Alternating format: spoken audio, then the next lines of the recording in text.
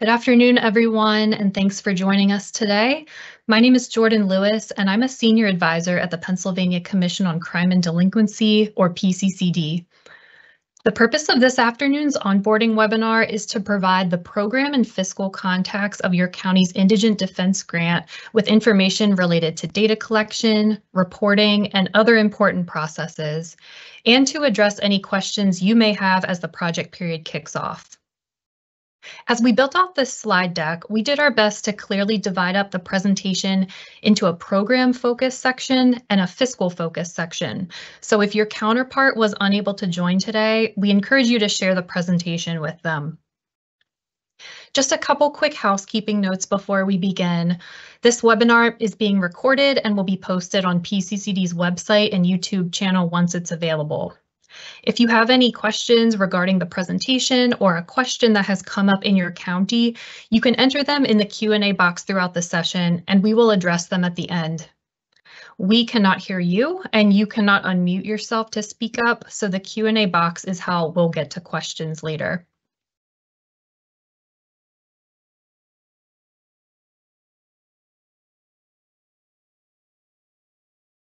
In this presentation, we'll start by giving a brief overview of PCCD and the new Indigent Defense Advisory Committee. We'll then give a status update on the grant program, since we've gotten many questions about award letters now that the July 1st start date has come and gone. The first major section of the webinar will be focused on the programmatic side, so I'll be covering performance indicator, quarterly reporting, and recommended county policies, then turn it over to Anna Marie Deskowitz to discuss project modification requests. Anna Marie will then dive into the fiscal segment of the webinar, which will cover accounting and documentation requirements, submitting reports, some specifics around consultant contracts and timesheets, and finally end on project closeout procedures. We'll provide information on how to ask questions and seek support throughout the grant period, and then open it up to questions from you all at the end.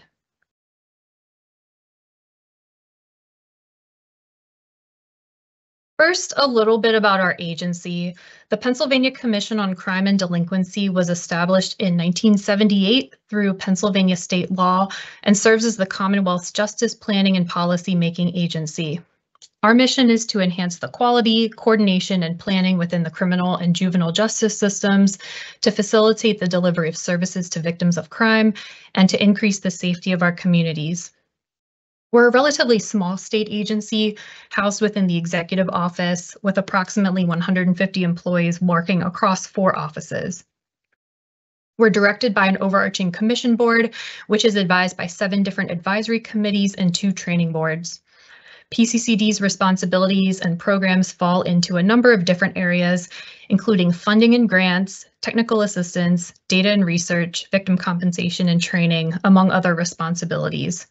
If you're interested in learning more about these areas, I encourage you to check out our website at pccd.pa.gov. This slide shows a snapshot of what PCCD's grant funds have supported in recent years, with the overarching goal of addressing both emerging and long-standing public safety challenges. Those grants address programs related to gun violence prevention, victim services, school safety and mental health, criminal justice system improvements, youth prevention, data and research initiatives, a variety of behavioral health and mental health initiatives, children's advocacy centers, juvenile justice system improvements, and law enforcement technology and training. PCCD is led by our current chair, Lieutenant Governor Austin Davis, and our executive director, Mike Pennington. As I mentioned previously, PCCD is directed by an overarching commission that is advised by a number of advisory committees. The grant program we're discussing today emerged from our newest committee highlighted here, the Indigent Defense Advisory Committee, which was established under state law, Act 34 of 2023. So as you all know, grant applications opened up on April 26th and closed on May 23rd, with project periods beginning about 2 weeks ago on July 1st. The Indigent Defense Advisory Committee approved projects at their June 5th meeting, and the full PCCD Commission approved projects at their June 12th meeting. And all 67 counties submitted applications, which is pretty extraordinary. But before diving in, I'm going to kick us off by providing an update on where everyone's applications are in the award process.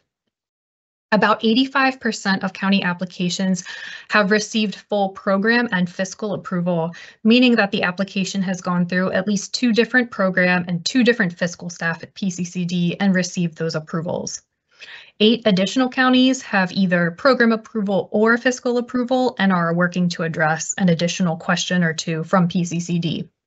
And 3 counties are still working to finalize the resubmission of their initial application and address issues and comments that were initially raised back in May. So despite this great progress, I do first want to emphasize that no counties have yet received their award letters at this point. Unsurprisingly, we've been getting a lot of questions about this, given that the project start date was on July 1st and goes through December 31st of next year. The budget limbo we were in for the first few weeks of July did partially contribute to that. However, I am happy to share that the majority of counties will start receiving their award notices very shortly. Egrants will alert the contacts for each of the grants that the award notice is available. So to accept the award, the notice must be countersigned and then uploaded back to Egrants. As I mentioned, a handful of counties are still working to finalize resubmission of their grant and address outstanding issues from PCCD staff. So if you're one of those counties, I encourage you to log in and take care of those as soon as possible so that you can receive your award letter in the coming days as well. We greatly appreciate your patience as we move through these processes. I know we've been in a holding pattern the past few weeks, even though the initial application felt like a fast process. Please do note that we encourage counties not to incur expenses until the signed award letter is in hand. However, you will be able to request reimbursement for expenses that are included in your approved budget going back to July 1st. So to give an example of what this may look like, many counties are proposing hiring new staff with these funds. One common question we're hearing is whether counties can start the hiring process while awaiting their award letter. To that, we would say go ahead and start getting job postings out there if that's something that needs to be done. But again, we would encourage waiting until award letters are in hand before actually incurring expenses for these new positions. Again, we anticipate that will be happening shortly for counties that have successfully addressed comments and questions from us.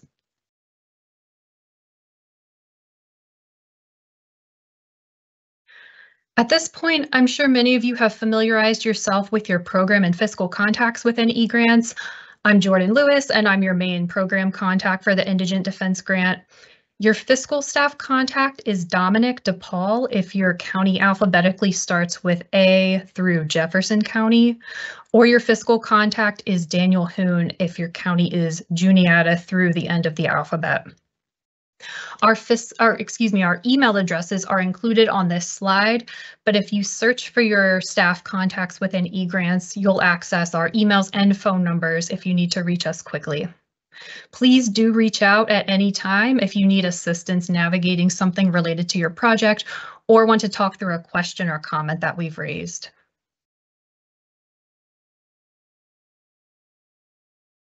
I'd encourage your county to double check to ensure that the right user roles are set up in eGrants for this grant program so that the right folks from your county are accessing the sections of the grant award that they need to, such as submitting reports and receiving notifications.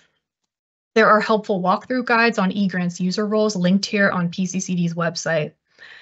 And if you were able to attend the application webinar we held back in May, you may remember that we had dedicated a few slides to user roles there. So I encourage you to check out that webinar recording and slide deck for more details as well, also linked here on this slide.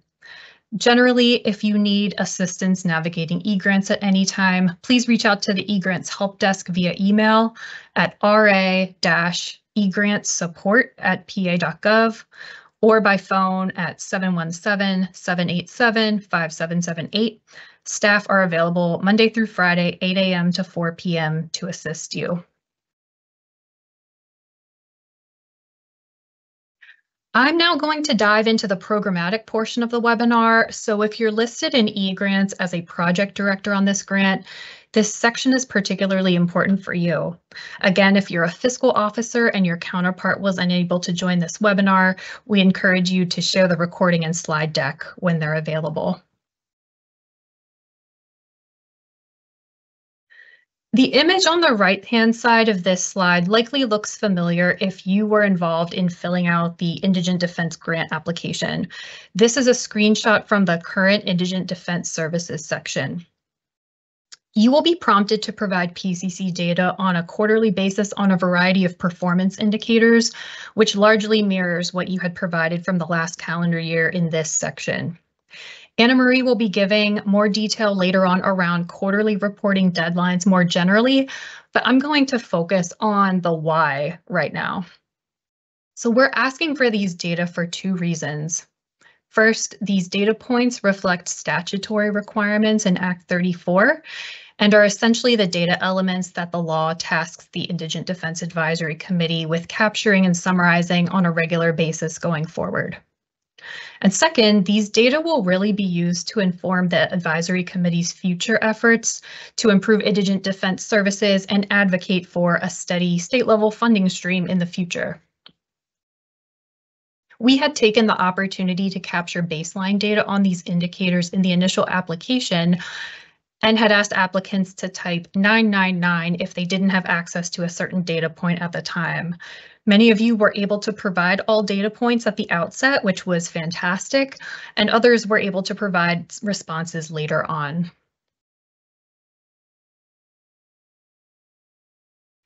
This is a snapshot of the language in Act 34 that tasks the Indigent Defense Advisory Committee with collecting a variety of data elements from counties on items ranging from attorney workload to types of criminal case representation at various levels of the court system. Again, not only are these data points required by law, but collecting them will set forth the work of the advisory committee, which cannot easily glean this information from state-level data sets that already exist. So we thank you in advance for the work that will go into reporting this data to us regularly.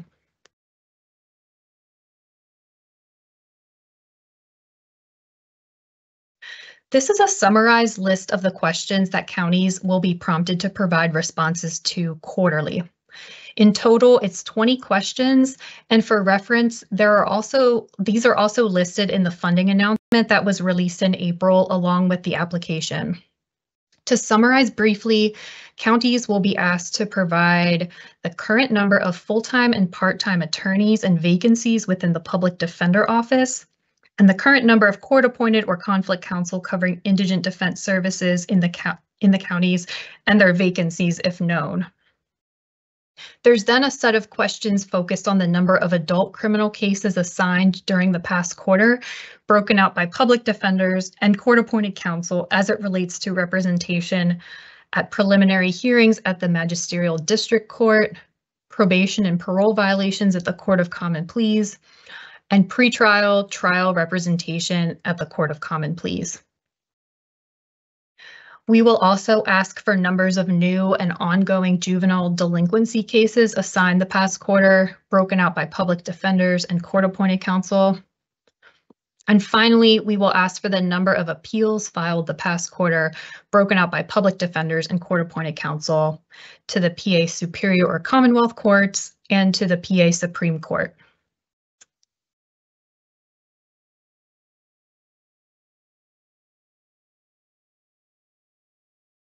We encourage you to check out PCCD's applicant's manual linked here, which provides important information on a variety of grant requirements and procedures that you'll need to be aware of during the grant period.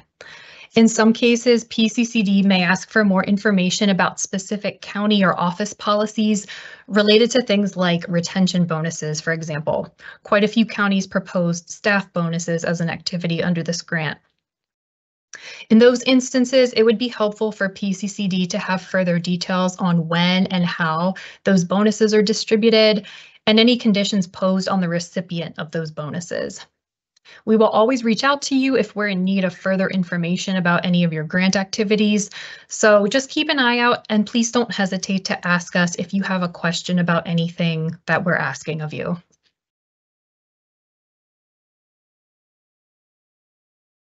Before we close out the program portion of this webinar, I'm going to turn it over to Anna Marie to discuss the project modification request or PMR process for projects. Thank you, Jordan. Good afternoon, everyone. My name is Anna Marie Deskowitz, and I am the Administrative Officer in the Office of Financial Management and Administration, and I'll be overseeing the fiscal aspect of your projects through your fiscal contacts. There may be times when you need to make a slight adjustment to your grant application. To do this, you must submit a project modification request or PMR. A PMR is needed when a change between budget categories exceeds 10% of the total project cost, to purchase additional items or items that were not approved in your original budget, to change the personnel positions listed in the approved budget, to make a major change in the project's objective or scope, and lastly, to change the project end date.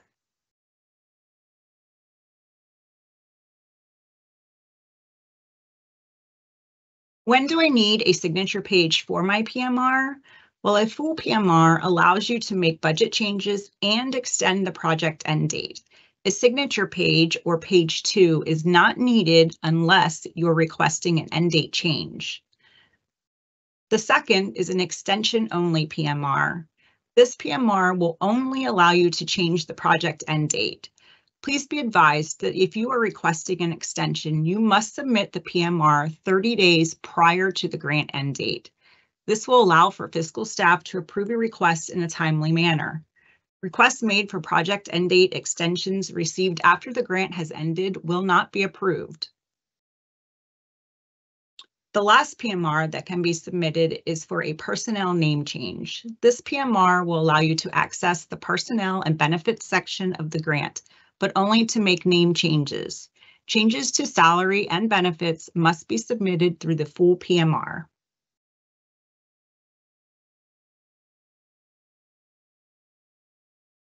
If your grant requires a PMR and you need assistance or have questions, you can access the project modification walkthrough guide located in this presentation or on our website. And as always, you are free to reach out to your fiscal contact for any questions you may have.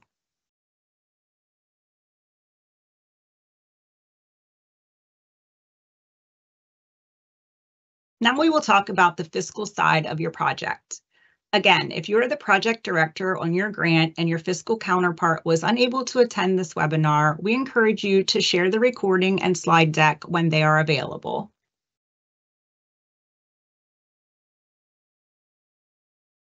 In this portion of the webinar, we will go over fiscal requirements, quarterly fiscal reporting, documentation and monitoring, and lastly, grant closeout.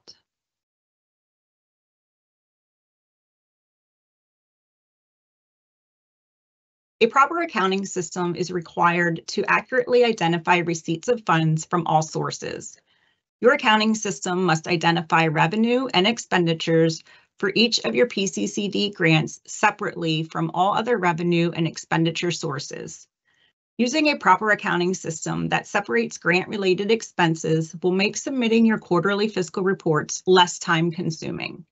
It should also be noted that PCCD will ask for accounting documentation to support grant-related activities in some fiscal reports.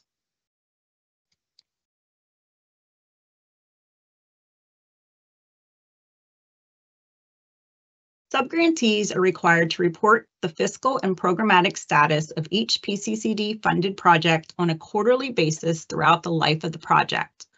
All fiscal and program reports are submitted through Egrants. Subgrantees with financial hardship can submit for reimbursement by submitting an interim report as often as needed. Expense reimbursements must be after the fact and should align with the program activities being reported. If the subgrantee has outstanding expenditures at the end of the grant period, a quarterly report is still required. The subgrantee may then report outstanding subgrantee expenditures within 60 days of the grant end date on their final fiscal report.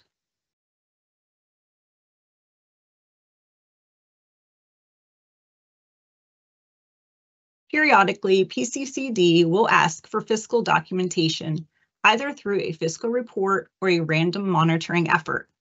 It is imperative that subgrantees maintain records for all grant-related expenses up to 3 years past the final fiscal report date.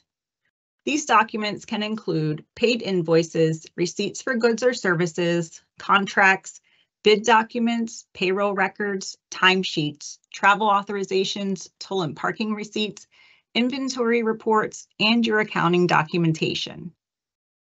Items that are not properly documented or accounted for may not be reimbursable.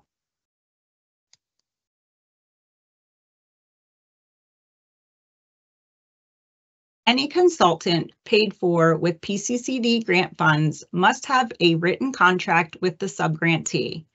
This contract must be kept on file and made available to PCCD staff upon request. Individual consultant fees cannot exceed $650 per day or $81.25 per hour for an 8-hour day. Rates exceeding this amount must have prior PCCD approval. This rate does not apply to business entities, but individual contacts only.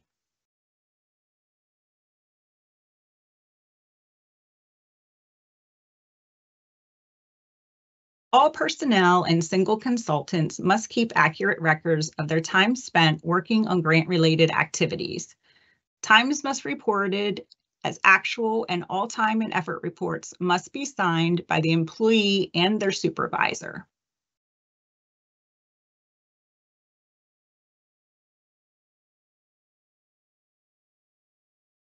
There are 2 types of time and effort reports that can be used. The first is for an employee who works solely on a single activity or cost objective. This timesheet must be completed after the fact and no less frequently than every 6 months. It must be signed by a supervisory official and applies to full-time and part-time employees.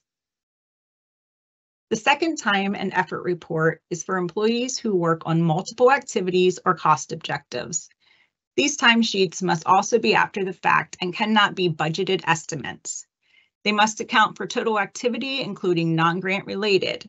They must also be signed by the employee and the supervisory official. These timesheets are to be prepared at least monthly or in alignment with the employee's pay period.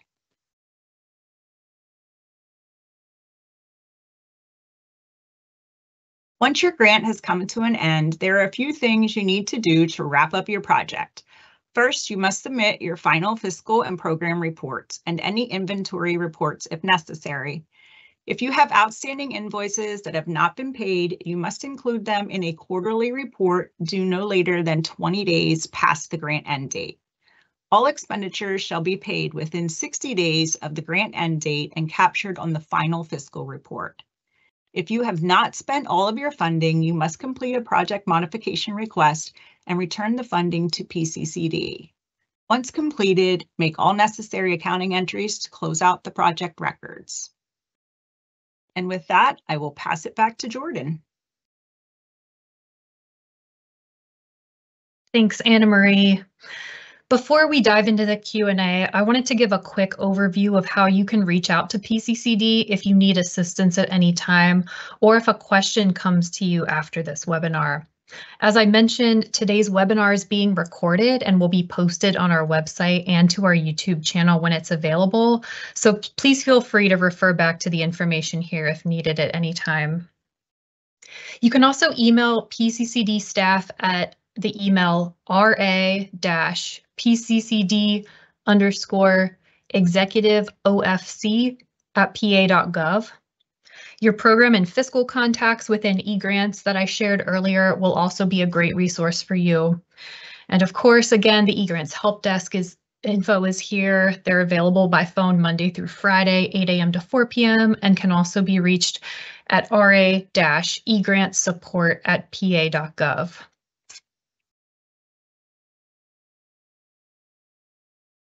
So I'm going to ask our wonderful MC, Allie, if any questions have come into the Q&A box during the presentation for us to address live. Thanks, Jordan.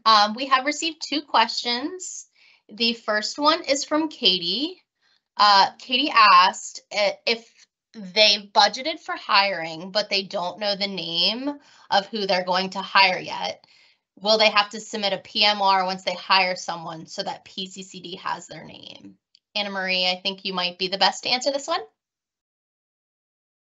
Thanks, Allie. So when you first filled out your application, you could put to be determined, but we do ask that you do submit a PMR for a personnel name change, just so that if you are monitored, we can track the hours that are in your grant with the hours that you are submitting in your accounting documentation. Perfect. Thanks, Anna Marie.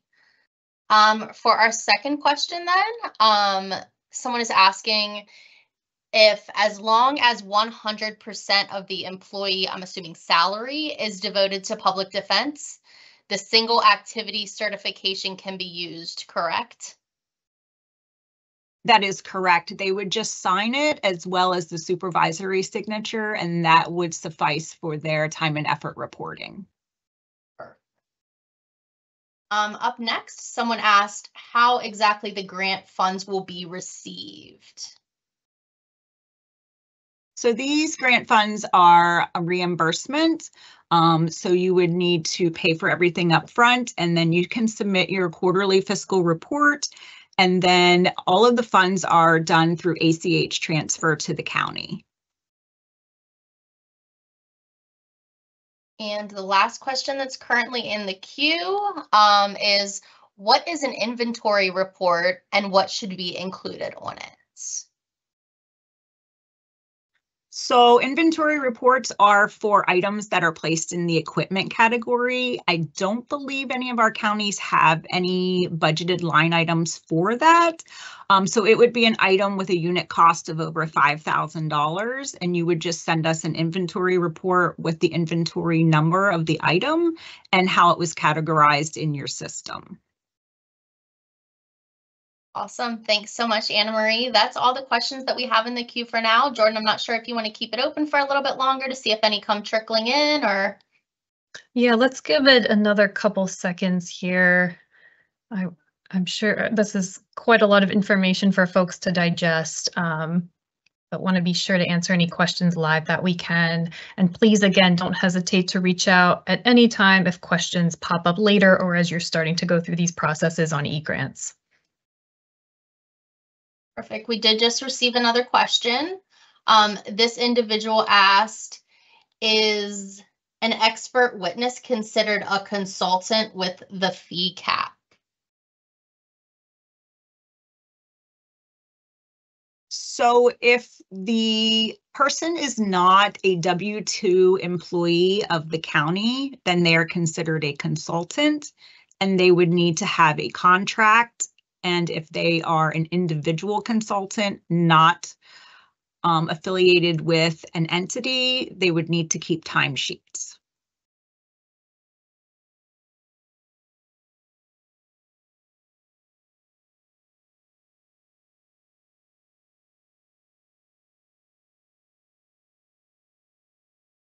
Just leave it open for a couple more seconds here.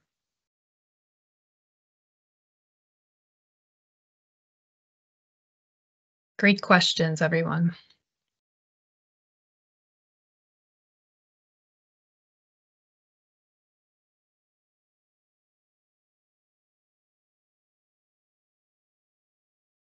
Well, I really want to thank you all again for taking time out of your afternoon to learn more about these processes, and certainly for your interest in bringing these grant funds to your county to support indigent defense services.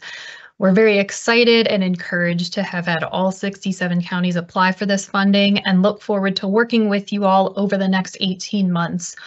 We will send out this recording and slide deck out to this group later this week, and if more questions pop up later, as I said, please don't hesitate to reach out.